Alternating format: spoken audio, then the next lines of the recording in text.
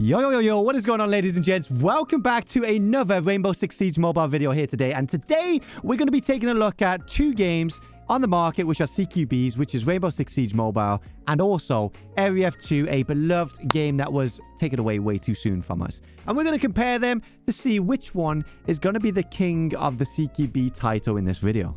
So drop a like, subscribe, and don't forget to turn on those notifications. AreaF2 was a CQB game that hit the market by storm. No advertisement, no nothing, just came to the marketplace.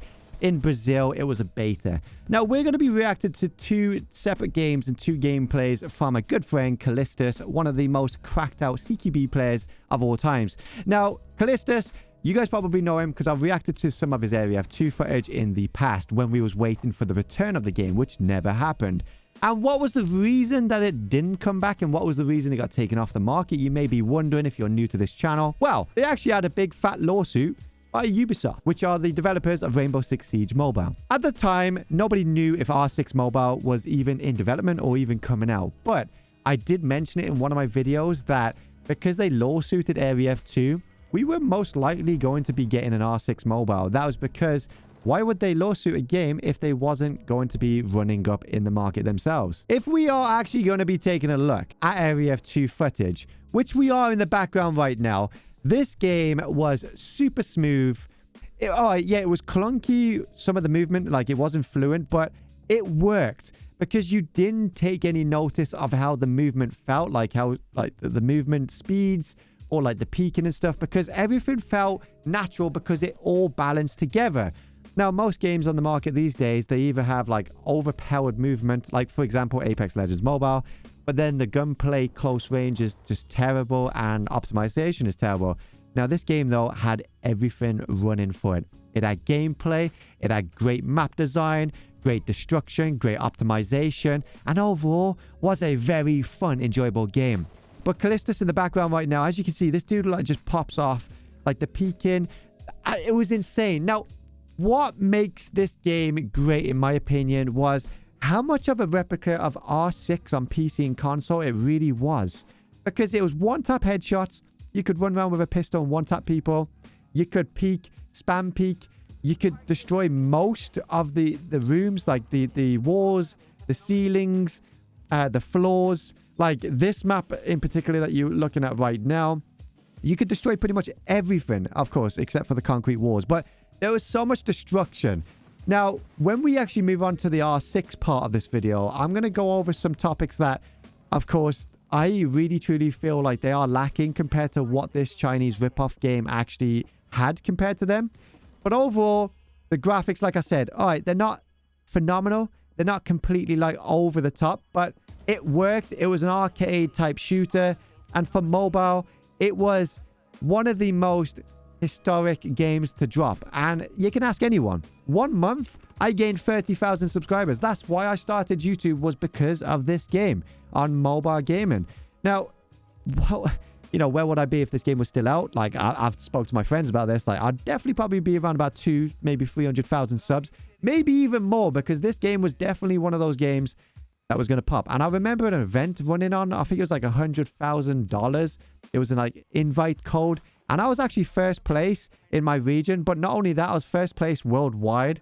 So like, it was like $100,000 I was going to get paid. But because they got lawsuited, that money was, and that competition was taken away, which really sucked. And it was a painful dagger in the heart. But the memories will always lie with me. I will always remember this game because of how amazing it actually performed. How much fun I had. I actually played scrims in this game because the community, I don't think you guys believe, like, a lot of the community came from COD Mobile and PUBG straight over to this game because it was new, it was fresh, it wasn't just like a brain dumb game like run and shoot. You had to play strategies, and that is what this game is. It's a puzzle. It's like a game of chess. Now, you know, we're going to just continue watching this clip and we're going to move over to the R6. But as you can see, Callistus right now, like he's holding angles. If you run, people can hear you. So you got to walk. Like people repelling on the building. So I'm guessing he's probably going to get a kill here. Yeah, he is. Or he's going to choke. But he's using Rook right now, I'm pretty sure, right? It's either Rook. Yeah, he's using Rook. As you can see at the top left, 2 armor plates. I know this because he's using an MP5 with an ACOG scope, which is another thing I want to talk about. the scopes, the camos on the weapons, the HUD, everything felt real. Everything felt natural. Everything looked beautiful. It was amazing. Like, look at this. Beautiful gameplay. And then you've got R6 on the other hand. Now, straight away, you can see a huge difference, right? The graphics looks phenomenal. But the first thing you're gonna, like, point out right there is, yo, why have they got armor plates? Like, why have you got that armor symbol? Well, I'm going to be honest with you. When the alpha first came out for R6 Mobile, I was highly, like, my anticipation for the game was super high. I was super excited because, like, hey, we haven't had AreaF2 in, like, 2-3 years. Like, Rainbow Six Siege. Yes. The alpha didn't turn out to be the best of games to be able to play. Now, the reason I'm saying that is because first thing I noticed straight off the bat was I was going for, like, headshots and highlights. So, like, getting one-tap headshots. And I was like, wait a minute. These guys ain't dying. Like, I would have to put, like, 4 or 5 bullets in people's heads. Well, it turns out they've actually got a damage drop-off range. And not all weapons were one-taps. In fact, I don't think there was any weapons that was one-tap in the first alpha. So, it was very straight away... like, the excitement was pulled away from me straight away because I was like, wait a minute. This is a very casual-friendly game. Like, the reason AreaF2 popped so fast and out of over 6 million downloads within the first, like, month, generated, I think it was 7.7 million. I can't, the figures are not there, like, accurately, but they generated a lot of money. And that is because people was intrigued with how competitive the game was. Now, I truly believe that mobile gaming is looked down upon. People still feel like you sit on the toilet and play mobile games, and it's still the Candy Crush games days. And this is what I actually said within the meeting with R6. If you guys don't know, I actually flew over to Canada to test out their beta of the game. And I gave strong opinions and feedback to the developers stating what needs to be changed and what's great about the game and what's not so great about the game. And like I said, this video is all about comparing. Now, the first thing I want to say, which I thought needed to be improved, was the amount of destruction. Like, there's a lot of, like, floors and ceilings that you can't break. It's mainly only a couple of walls and hatches. There's not much you can break in this game, which I truly feel needs to be improved. Now, the second thing that they did improve between the alpha and the beta was the one-tap headshots. Now, they made it a lot easier to get one-tap headshots, but it's still not an instant headshot. And their reasoning behind it was because they didn't want people to accidentally headshot. Now, I truly believe, like, that there shouldn't be the issue. Like, if you do get lucky and you get the headshot, well done. You got very lucky. Now, you might not be able to do it again. And I also believe, like, having a bit of luck on your side is the exciting part of mobile gaming and gaming in general. Like, oh my God, I got... But boys, did you see that headshot through, like, those 2 walls? That was so accidentally. Like, that is the excitement. And especially if you're playing, like, ranked. Now, overall, though, R6 is a great game. Developers are super passionate about their game.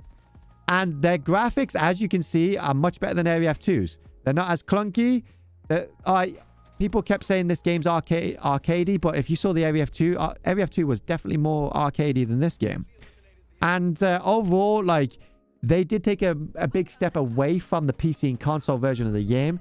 And I don't blame them, because they made some mistakes in the PC and console version that you guys may not be familiar of, that the community actually lost their brains over. So I'm glad that they took a step back and didn't identically copy their PC port. And the reason I say that is because they've come in with a new studio. Well, multiple new studios. And they've come in with a fresh set of headspaces and from the experience from their PC and console version, and they're bringing it to mobile. So they're changing things up. Now, again, the things that they need to change is one-tap headshots, more destruction, more optimization, because I know a lot of people actually, you know, had some optimization issues, which I know they're working on very hard, because in the meeting that we had with them, they actually explained that optimization is their key priority. Now, a couple more things that I do want to suggest that they need to do is, let's bring those camouflages, those skins, those unique skins that you can get. That's what drives mobile gaming. Now, I don't mean bring them in and overcharge. AreaF2 did one of the best things that I haven't seen in mobile gaming since. And that is, you have a bundle of weapon skins and, you know, operator skins. We're just going to replay the video, by the way. But you've got a bundle with weapon skins, operator skins, And on most games, you roll that lucky draw or you roll that bundle or to try and get what you want. And you could get like 50 duplicates before you even get what you wanted. You could own 9 out of 10 items and you want that 10th item, that legendary item, but it would take you another $500 to get there. But AreaF2, on the other hand, those guys had a system which changed every perspective of how I think of purchases in mobile gaming. You bought an item, there's no duplicates. So if there's 10 items in this bundle, you could just buy this bundle 10 times and you'd own all the items. That was it. And it was clever because it actually generated more revenue than most mobile games. And I'm surprised that mobile gaming didn't take a toll to this because it encouraged people to actually purchase more consistently. Every time they released a bundle, people would purchase because they were like, I'm not getting robbed here. Now, this is a system I would love to see in Rainbow Six Siege Mobile. Now, of course, we have got a couple of systems in R6 Mobile at the moment, which is the Battle Pass and how that runs.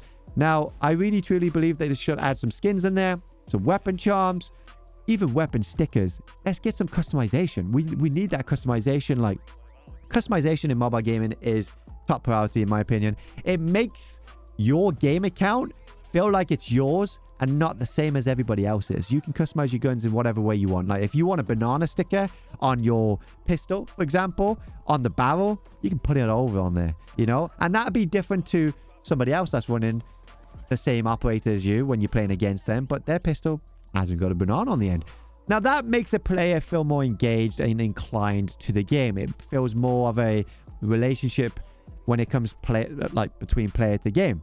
Now, overall though, R6 is a great team, a great game, and they are radio silent at the moment, and there are reasons behind that, which we will not be talking about in today's video, but give them some space, let them do what they need to do. You need to remember all they've had is an alpha and one beta.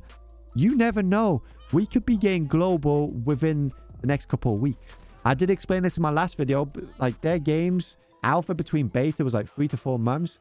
And I truly believe it's going to be 3 to 4 months between the beta and either soft launch / global. Now, that was one of the other feedbacks I actually said to them in the meeting was, don't do what most game companies are doing right now. Releasing 2 alphas, 4 private betas, then another 2 betas, then soft launch, but only for one country, then release in another country, then another country, then another country. Then global launch isn't like global launch. So from the day that you know a game's being developed and it comes out in alpha and the day it comes out globally for everyone, it's like 6 to 12 months of betas and alphas, if not longer than that. Some games take 2 to 3 years in those processes. I truly don't think that's the right way anymore because people get hyped. They're like, oh my God, the alpha is out. They play the alpha for 2 weeks, and then it starts to die because nobody wants to play the alpha for 2 weeks long because there's no progression. Because progression is and ranks are what people want. And then 2 weeks down the line, it's dead. And then the game doesn't come out again for another 6 months. And that hype and that interest for that game is gone. So those are the things I truly believe that needs to be changed. So that is optimization a little bit more. One-tap headshots, more destruction, camos, skins, customization. Give that player the good feeling. And finally, some long matches in ranked. Casual, keep it short games, short rounds. But in ranked, let's have some long games. We want a competitive gaming scene. And that's all we ask for. But apart from that, ladies and gents, that is today's video. Now, drop your thoughts in the comment section down below. And we might actually do some more reacts videos on R6 and potentially AreaF2, combining them two together or just individually. But let me know your thoughts on my opinions in the video down below. And if you've got any extra comments you want to add to what R6 needs to change or include or even develop, which is pretty much include, then let me know in the comment section down below and I'll make sure that the devs actually hear about your feedback. Well, thanks for watching, guys. Drop a like, subscribe, and I'll see you again real soon. Peace out.